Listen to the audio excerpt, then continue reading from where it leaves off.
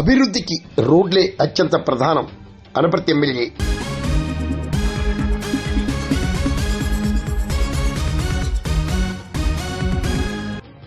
సమగ్ర అభివృద్ధికి రోడ్లే అత్యంత ప్రధానమని అనపర్తి ఎమ్మెల్యే నల్లమిల్లి రామకృష్ణారెడ్డి అన్నారు.